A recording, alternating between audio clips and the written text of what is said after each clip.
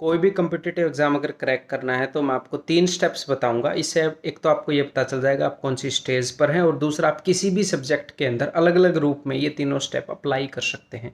सबसे पहला स्टेप है नॉलेज गेन करना। जैसे मैथ्स के अंदर, जीके के अंदर, इंग्लिश के अंदर कौन से ग्रामर रूल है, मैथ्स के अंदर कंसेप्ट कौन से हैं। तो इसके लिए आप सेल्फ स्टडी कर सकते हैं, बुक से पढ़ सकते हैं, यूट्यूब से पढ़ सकते हैं, किसी ऑनलाइन कोर्स से पढ़ सकते हैं। तो एक बार जब आपको नॉलेज हो जाए, फिर सेकंड स्टेप जिसको अंडर एस्टिमेट करते हैं बहुत सारे स्टूडेंट, आपने मिनिमम, मैं मिनिमम बोल रहा हूँ, 3 बार जिस भी कंटेंट से आपने पढ़ाई की है उसको 3 बार करना है मिनिमम। और जितनी बार हो सके आप कर सकते हैं, आपके अंदर कितनी भूख है इसके ऊपर डिपेंड करता है, उन्हीं वीडियोस को, उन्हीं पीडीएफ्स को। तीसरा स्टेप है, सिर्फ नॉलेज और प्रैक्टिस से कुछ नहीं होता, कि टाइम को हम कैसे मैनेज करें एग्जाम के अंदर। तो आपको बहुत सारे इतने मॉक टेस्ट दे देने हैं कि आपको खुद भी समझ में ना आए कि भैया इतने मॉक टेस्ट में क्यों दे रहा हूँ।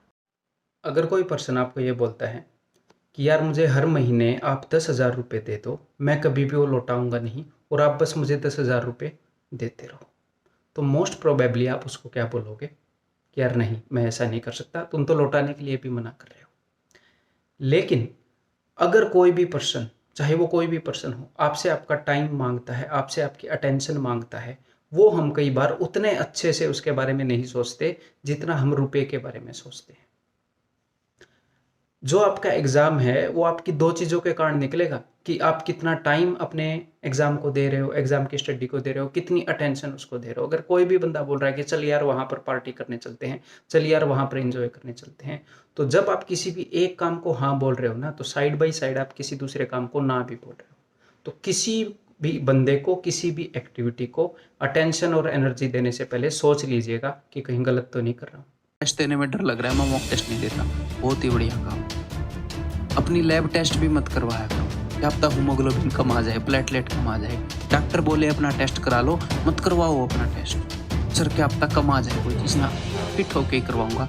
मॉक टेस्ट डायग्नोसिस होता है। मॉक टेस्ट से पता करते हैं कहाँ बीमारी है। तुम बोल रहे हो मैं फेल हो जाऊंगा, यही तो देखना है कहाँ फेल हो रहे हो, ये क्वेश्चन गलत हो रहे हैं, कौन सा पोर्शन वीक है, सिली मिस्टेक कितनी हो रही है, कौन सा पोर्शन कैसे इम्प्रूव होगा। ये काफ़ी कॉमन समस्या है कि जब भी स्टूडेंट्स क्वेश्चन करते हैं मॉक के अंदर, तो एक डर लगता है कि कहीं ये क्वेश्चन डिफ़िकल्ट तो नहीं है, मतलब पहले से ही डिफ़ाइन करके चलते हैं हम।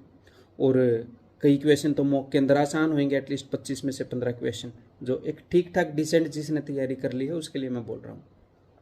तो फिर भी हम बिना वजह उससे डर जाते हैं, पहले ही क्वेश्चन पढ़ रहे हैं फिर भी डर रहे हैं। तो ताकि कॉन्फिडेंस बिल्डअप हो, तो प्रीवियस ईयर क्वेश्चंस को करने की एक टेक्निक मैं आपको बताऊंगा। जनरली स्टूडेंट किरण या पिनेकल इनसे प्रीवियस ईयर क्वेश्चन करते हैं, तो मैक्सिमम जो क्वेश्चन है परसेंटेज वो आसान ही होता है। मैक्सिमम क्वेश्चन डिफिकल्ट नहीं होते, मॉडरेट नहीं होते, मैक्सिमम आसान होते हैं। तो जब भी आप PYQ की तैयारी करो, आपने मेंटली करने हैं, तो आप ऑलमोस्ट 50% क्वेश्चन इवन ज्योमेट्री के भी बिना डायग्राम बनाए भी कर लोगे। तो क्या होएगा, धीरे धीरे कॉन्फिडेंस बिल्डअप होएगा, फिर आपको डर लगना कम हो जाएगा, क्योंकि आपको ये लगेगा कि हाँ यार क्वेश्चन तो हो रहे हैं।